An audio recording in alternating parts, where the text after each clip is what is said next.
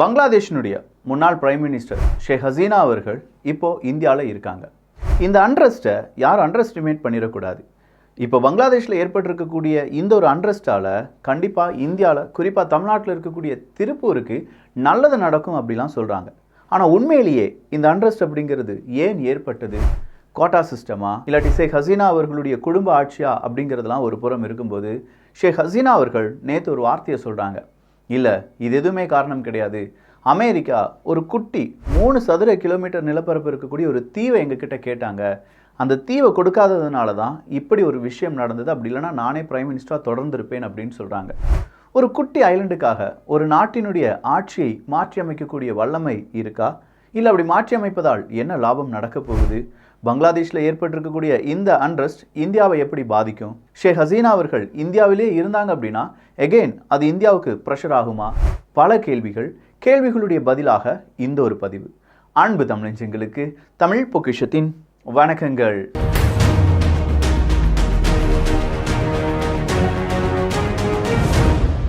ஒரு நாட்டில் நடக்கக்கூடிய பிரச்சனை நம்ம நாட்டையும் பாதிக்குது, நம்ம வீட்டையும் பாதிக்கும் அப்படிங்கிறதுல எந்த மாற்று கருத்தும் கிடையாது. எங்கேயோ ஏற்படக்கூடிய அண்ட்ரஸ்ட் பல வேலை இழப்புகள் அப்படிங்கிறத நாம் சந்திக்க வேண்டியதாக இருக்கும். சில நேரங்களில் அதுவே வேலையை அதிகரிக்கவும் செய்யும்.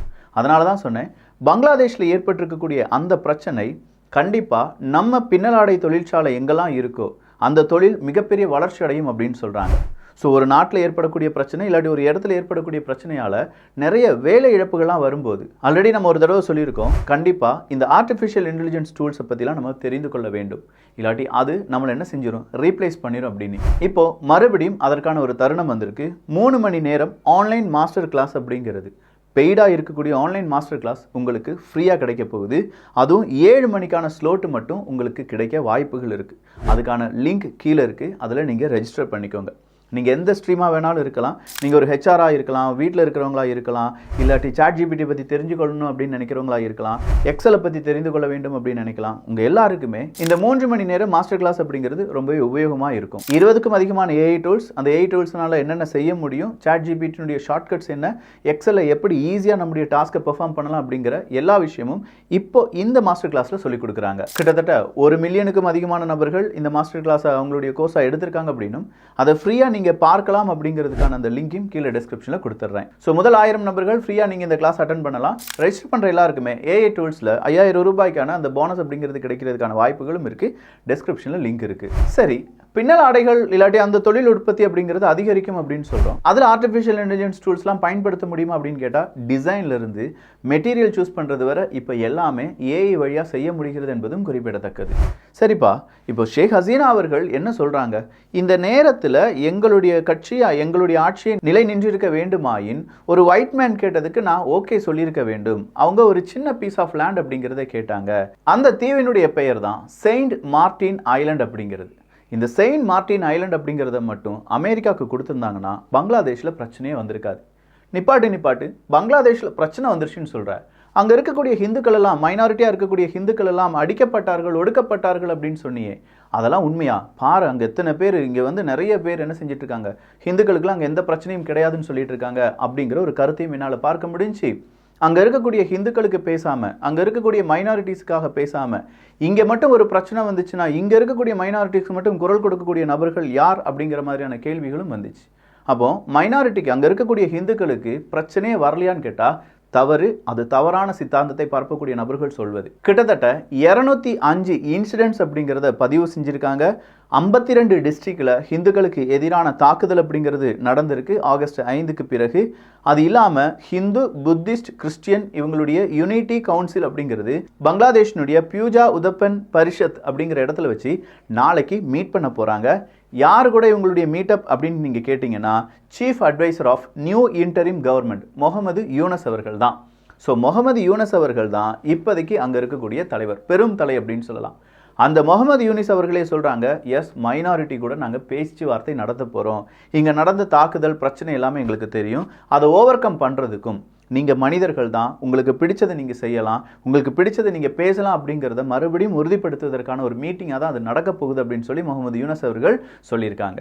ஸோ இங்கே கம்பு சுற்றிட்டு இருந்தாங்க பாருங்கள், பங்களாதேஷில் எதுவுமே நடக்கலை, எல்லாரையும் நாங்கள் பாதுகாத்துட்டு இருந்தோம் அப்படின்னு சொல்கிற அந்த கம்பு சுத்துக்கு மயங்கி விடாமல் முகமது யூனஸ் அவர்கள் சொன்ன மாதிரி அங்கே பிரச்சனை நடந்ததும், அங்கே ஹிந்துக்கள் ஒன்றிணைந்து அங்கே இருக்கக்கூடிய அவங்களுடைய உரிமைக்காக போராடியதும், அந்த பக்கமாக அவங்களுக்கு எதிரான தாக்குதல் நடந்ததும் இதெல்லாம் உண்மைதான். ஒரு புறம் ஷேக் ஹசீனா அவர்களை நாடு திரும்ப வைங்க அப்படிங்கிற அடுத்த கோரிக்கையை வைக்கிறாங்க. அப்போ இந்தியா என்ன செய்கிறாங்க அப்படின்னா, ஷேக் ஹசீனா அவர்கள் இங்கே தங்குற மாதிரி ஒரு பிளானே இல்லாமல் தான் இருந்துச்சா. முதல்ல ஒரு காலகட்டத்தில் கொஞ்சம் நாட்கள் மட்டும் இந்தியாவில் இருந்துட்டு மறுபடியும் நேராக பங்களாதேஷ் போகிற மாதிரி தான் ஷேக் ஹசீனா அவர்களுடைய நிலைமை இருந்ததாகவும், ஆனால் அங்கே இருக்கக்கூடிய இப்போதைய நிலைமை ஷேக் ஹசீனா அவர்களை பங்களாதேஷ் யாருமே அக்செப்ட் பண்ண மாட்டாங்க. அங்கே இருக்கக்கூடிய இராணுவமாக இருக்கட்டும், அங்கே இருக்கக்கூடிய இப்போதைய புதிய ஆட்சியாக இருக்கட்டும், அது எல்லாமே ஷேக் ஹசீனா அவர்களை அரெஸ்ட் பண்ணுறதுக்கு துடித்து கொண்டு இருக்கிறார்கள். எனவே அவங்க இந்தியாவிலேயே இருக்கிறது தான் சேஃப் அப்படின்னு சொல்லியிருக்காங்க. கடந்த 2 தினங்களாக மட்டும் ஷேக் ஹசீனா அவர்கள் மீது போடப்பட்டிருக்கும் வழக்குகளின் எண்ணிக்கை 10லேருந்து 12 இருக்கும். அதில் ஒரு மர்டர் கேஸ் இருக்குது அப்படிங்கிறதும் குறிப்பிடத்தக்கது. ஸோ கொலை, அதன் தாண்டி நிறைய பேர் கையாடல், பணத்தை கையாடல் செஞ்சுட்டாங்க, அதிகார துஷ்பிரயோகம் அப்படின்னு சொல்லி பல வழக்குகள் அப்படிங்கிறது இப்போ ஷேக் ஹசீனா அவர்கள் மீது போடப்பட்டு வருது. இது எல்லாத்துக்கும் காரணம் செயின்ட் மார்ட்டின் அப்படிங்கிற அந்த ஐலண்டு தானா அப்படின்னு கேட்டால் அந்த ஐலண்டை தேடி போகலாம். பொதுவாக இந்த ஐலண்ட் அப்படிலாம் சொல்லும்போது அது யாரு கூட இருந்திருக்கும் தெரியுமா? இந்தியாவுடன் தான் இருந்தது. உங்களுக்கே ஷாக்காக இருக்கா? எஸ், இதனுடைய வரலாறு அப்படித்தான் இருக்கு. இந்த ஐலண்டினுடைய முன்னாள் பெயர் என்ன அப்படின்னு பார்த்தீங்கன்னா நரிக்கல் ஜின்ஜிங்கரா அப்படின்னு சொல்லுவாங்க. பெங்கால மொழியை பொறுத்த வரைக்கும் அது ஒரு கோகனட் ஐலண்ட் அப்படின்னு சொல்லி தான் அழைக்கப்பட்டு வந்திருக்கிறது. இந்த இடத்துல நிறைய தென்னை மரங்கள் அப்படிங்கிறது இருந்திருக்கு. கொஞ்சம் நாட்களுக்கு முன்னாடி அதை டவுரின்ஷிப் ட்வீப் அப்படின்னு சொல்ற பெயரில் அழைக்கப்பட்டிருக்கிறார்கள். கொஞ்சம் நாட்களுக்கு பிறகு அதை சினமன் ஐலண்ட் அப்படின்னு சொல்லியும் அழைச்சிருக்காங்க. இந்த நிலப்பகுதி முதல்ல டெக்னஃப் பெனிசுலா அப்படிங்கிற ஒரு இடத்துல தான் இருந்திருக்கு. ஆனால் கடல்கோள் அப்படிங்கிறது வந்ததுனால அதை சுற்றி இருக்கக்கூடிய பல நிலப்பகுதிகள் கடலுக்குள்ளே போகுது. இந்த ஒரு பகுதி மட்டும் எஞ்சி இருக்கு அப்படிங்கிற ஒரு நிலைமை வருது. 18வது நூற்றாண்டில் இப்படி ஒரு தீவு இருக்குது அப்படிங்கிறத சில அரேபியர்கள் கண்டுபிடிக்கிறாங்க. முதலாவதாக அங்கே குடியேறிய அரேபியனுடைய பெயர் ஜசீரா அப்படிங்கிறது தான். 1900 இந்த வருடத்தில் பிரிட்டிஷ்னுடைய லேண்ட் சர்வே நமக்கான நிலம் எங்கெல்லாம் இருக்குது அப்படிங்கிறத சர்வே பண்ணுறாங்க. அப்படி சர்வே பண்ணும்போது இந்த செயின்ட் மார்ட்டின் அப்படிங்கிற அந்த நிலப்பகுதியை பிரிட்டிஷ் இந்தியா கூட இணைத்து கொள்கிறார்கள். அப்படி இணைத்த பிறகுதான் இதனுடைய பெயரே செயின்ட் மார்ட்டின் அப்படிங்கிற பெயராக மாற்றப்படுகிறது. எக்ஸாக்டா 1937வது வருடம் அங்க இருந்த டெப்யூட்டி கமிஷனரா மிஸ்டர் மார்ட்டின் அவர்கள் இருக்காங்க. அந்த மார்ட்டின் அவர்கள் அடிக்கடி இந்த ஐலண்டுக்கு போயிட்டு வந்தார் அப்படிங்கிறதுனாலையும், அந்த ஐலண்டு இவர் ஒரு கண்ணு வச்சிருந்தார் அப்படின்னாலையும் அவருடைய அந்த பெயரே அந்த ஐலண்டுக்கு வைக்கப்பட்டதாக சொல்லப்படுகிறது. அதுதான் செயின்ட் மார்ட்டின் ஐலண்ட். மியான்மர் ஒரு கட்டத்தில் இந்தியாவிலிருந்து செப்பரேட் ஆகுது. பிரிட்டிஷ் இந்தியா அப்படிலாம் சொல்லும்போது மியான்மர் செப்பரேட் ஆகுது. அப்படி மியான்மர் செப்பரேட் ஆன பிறகு கூட இந்த செயின்ட் மார்ட்டின் அப்படிங்கிறது யாருடைய கட்டுப்பாட்டில் தான் இருந்துச்சு? இந்தியாவினுடைய கட்டுப்பாட்டில் தான் இருந்துச்சு. 1947 இந்தியாவுக்கு சுதந்திரம் கிடைக்கிறது. இந்தியா பாகிஸ்தான் அப்படின்னு சொல்லி 2 நாடாக மாறுகிறது. அந்த நேரத்தில் பாகிஸ்தான் 2 பகுதிகள் இருந்துச்சு பார்த்தீங்களா? அந்த 2 பகுதிகள் கூட சேர்த்து தான் இந்த செயின்ட் மார்ட்டின் அப்படிங்கிற ஐலண்டும் பாகிஸ்தானுக்கு கொடுக்கப்படுகிறது. 1972-73 அந்த பாகிஸ்தான் 2ஆக மாறின பாகிஸ்தான் ஒரு நாடாக தனியாக மாறுது. அதை தான் நம்ம பங்களாதேஷ் அப்படின்னு சொல்லி அழைக்கிறோம். அந்த பங்களாதேஷ் கூடவே இந்த செயின்ட் மார்ட்டின் அப்படிங்கிற தீவும் ஒரு நிலப்பகுதியாக மாறுகிறது. இப்போ இந்த செயின்ட் மார்ட்டின் எந்த இடத்துல இருக்கு அப்படிங்கிறத பார்க்கலாம். North eastern part of bay of Bengal, வங்காள விரிகுடாவினுடைய நார்த் ஈஸ்ட் பக்கமாக இருக்கக்கூடிய இந்த குட்டி தீவில் ஒரு ஏர்பேஸ் அமைக்க வேண்டும் அப்படிங்கிறத அமெரிக்கா ரொம்ப நாளாக விரும்புகிறாங்க. ஏதோ 2023-24 அமெரிக்கா கேட்டாங்க, அதை ஷேக் ஹசீனா அவர்கள் நிராகரித்தார்கள் அப்படின்னு நீங்கள் நினச்சிட வேண்டாம். இதுக்கு முன்னாடி ஜனவரி மாதமும் இதே மாதிரி அமெரிக்கா இந்த செயின்ட் மார்ட்டின் அப்படிங்கிற இந்த ஐலண்டை கேட்டிருக்காங்க. அதுக்கும் ஒரு 2-3 வருடங்களுக்கு முன்னாடி இந்த செயின்ட் மார்ட்டின் அந்த நிலத்தை எங்களுக்கு தந்துருங்க அப்படின்னு சொல்கிற பேச்சுவார்த்தையில் அமெரிக்கா ஈடுபட்டு இருக்கு. அமெரிக்கா இப்படி இந்த செயின்ட் மார்ட்டின் அப்படிங்கிற 3 சதுர கிலோமீட்டர் இருக்கக்கூடிய நிலப்பரப்பில் ஒரு ஏர்பேஸை கிரியேட் பண்ணுறதுனால என்ன நடக்க போகுது அப்படின்னு கேட்டால், வங்காள விரிகுடாவை ஒட்டுமொத்தமாக அவங்களுடைய உளவுக்குள் கொண்டு வரலாம். உளவு பார்வை மட்டும் இல்லாமல் ஸ்ட்ரைட் ஆஃப் மலாக்கா அப்படிங்கிறதையும் இவங்களுடைய நேரடி கட்டுப்பாட்டிலிருந்து பார்க்கலாம். மியான்மர்லேருந்து ஒரு 8-10 கிலோமீட்டர் தூரமே இருக்கக்கூடிய இந்த செயின்ட் மார்ட்டின் அப்படிங்கிற ஐலண்ட் வழியாக கப்பல் போக்குவரத்தை இவங்களால கண்காணிக்க முடியும். கப்பல் போக்குவரத்துனா இந்த ஸ்ட்ரைட் ஆஃப் மலாக்கா அப்படிங்கிற இந்த ஜலசந்தியை தான் அவங்களுக்கு தேவையான ஆயுதங்கள், எண்ணெய் இதெல்லாமே கொண்டு வரக்கூடிய பகுதியாக, இல்லாட்டி அந்த ஸ்ட்ரைட் ஆஃப் மலாக்கா வழி தான் போயிட்டு இருக்கு. ஸோ சீனாவையும் வேவு பார்க்கலாம், பே ஆஃப் பெங்காலையும் ஒரு ஆட்டத்தை காண்பிக்கலாம். இதற்காகத்தான் செயின்ட் மார்ட்டின் அப்படிங்கிற இந்த நிலப்பகுதி யாருக்கு தேவைப்பட்டிருக்கு? அமெரிக்காவுக்கு தேவைப்பட்டிருக்கு.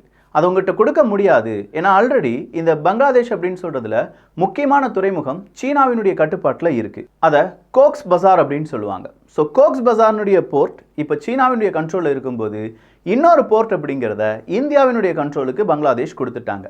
மூணாவது ஒரு நாடு அமெரிக்காவுக்கு ஏன் நாம செயின்ட் மார்ட்டின் அப்படிங்கிற அந்த நிலப்பகுதியை கொடுக்க வேண்டும்? இதுதான் ஷேக் ஹசீனா அவர்கள் கேட்ட கேள்வி.